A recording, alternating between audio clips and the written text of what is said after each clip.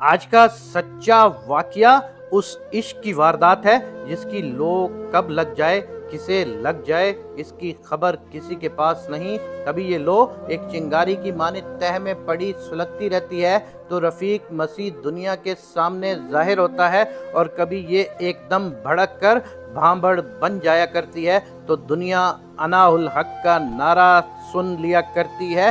चंद साल गुजरे, मेरे क्लिनिक में एक सादा सा गहरे सांवले रंग का एक शख्स डॉक्टर साहब से दवा लेने आया करता था।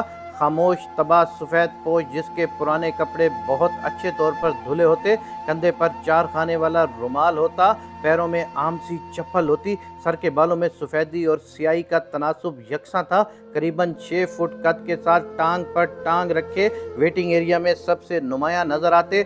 दोनों हाथ गोद में इस तरह रखते कि उंगलियां बाहम पेवस्त होती, जैसे लंबे कद के बच्चे उलझन का शिकार होकर गर्दन झुकाकर चलते हैं ताकि वो दूसरों से अलग नजर आ सके। इसी तरह रफीक मसीह भी गर्दन झुकाए इर्द गिर्द से गैर मुतल्लिक बैठे होते।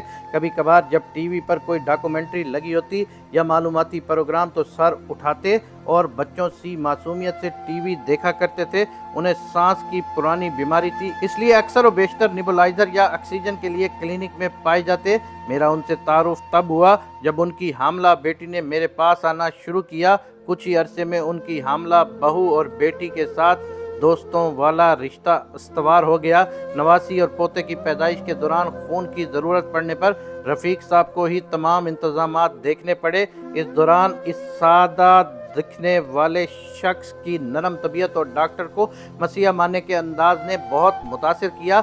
डॉक्टर ने कह दिया तो बस उसे मुकम्मल होना चाहिए। ऐसा एतमाद किसी भी डॉक्टर को बांध के रख देता है कि वो अपने मरीज़ के लिए इंतहाई पुरखलूस कोशिश करे।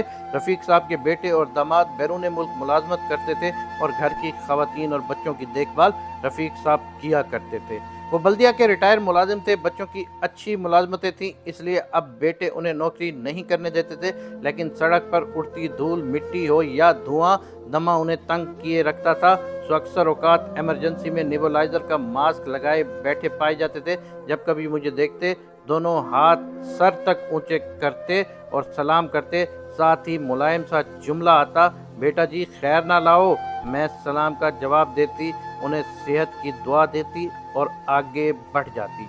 मुहर्रम उल हराम की 10 तारीख थी कि रफ़ीक साहब की तबीयत ज़्यादा ख़राब हुई। अस्पताल में दाखिल थे। अयादत के लिए उनके कमरे में गई तो पता चला कि पिछले चंद रोज़ से रोज़ाना सुबह सड़कों पर झाड़ू लगा रहे थे, रोज़ाना शाम में नेबुलाइजर और ऑक्सीजन से खुद को सहारा दे लेते। 10 मुहर्रम उल हराम की सुबह झाड़ू का रूट ज़्यादा तवील था। धुआं मिट्टी ने खांसी और दम उलटने की कैफियत पैदा कर दी।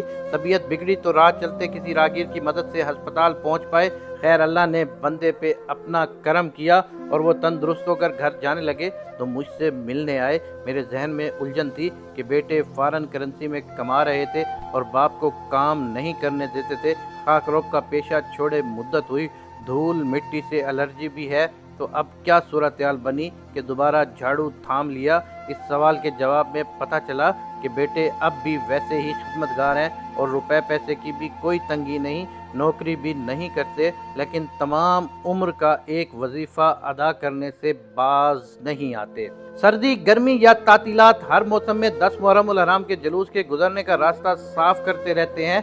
दाएं हाथ से झाड़ू देते हैं और बाएं कंधे पर धरी चमड़े की मशक से सड़क पर पानी का छिड़काव करते जाते हैं। इसके बाद जुलूस के रास्ते के दोनों तरफ चूने से लकीरें लगाया करते हैं। एक दफ़ा जब नौकरी में थे और बगैर सरकारी ड्यूटी के इस वजीफे की अदायगी में मशगूल थे तो किसी ने रिपोर्ट कर दी कि एक मसीही खाकरोब जो ड्यूटी पर भी नहीं, वो जुलूस के रास्ते की सफाई क्यों कर रहा है। मुल्क की सिक्योरिटी सूरत हाल में ये रिपोर्ट अहम थी, चुनाचा फ़ौरन से एसी साहब के सामने पेशी हो गई। एसी साहब ने भी वही सवाल किया जो मैंने किया था और वही जवाब मुझे मिला जो एसी साहब को दिया गया था। साहब, पाक लोगों की सवारी ने गुजरना होता है ان کے لیے راستہ صاف کرتا ہوں اور اپنی حاضری لگواتا ہوں، وہ حسین علیہ الصلوۃ والسلام و شہدائے کربلا صرف آپ مسلمانوں کے تو نہیں، ہم سب کے ہیں۔ اب رفیق صاحب ہم میں نہیں، چند سال پہلے رخصت ہوئے، دعا ہے کہ ان کی حاضری قبول ہو،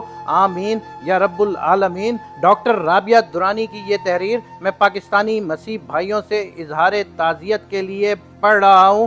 بطور پاکستانی مسلمان ہم آپ سب سے بہت شرمندہ ہیں کہ آپ کے رفیق صاحب تو ہمارے نبی صلی اللہ علیہ وآلہ وسلم کے نواسے امام حسین علیہ الصلوۃ والسلام کی سواری کی شبیہ کے راستے کو اس یقین کے ساتھ صاف کیا کرتے تھے کہ ان کی حاضری لگ جائے، اور خود کو اس نبی صلی اللہ علیہ وآلہ وسلم کے عاشق ہونے کا دعویٰ کرنے والے رفیق صاحب کے ہم مذہب مسیحیوں کی بستی تباہ کرتے ہیں، گھر نذر آتش کرتے ہیں، عبادت گاہیں جلاتے ہیں اور املاک لوٹتے ہیں۔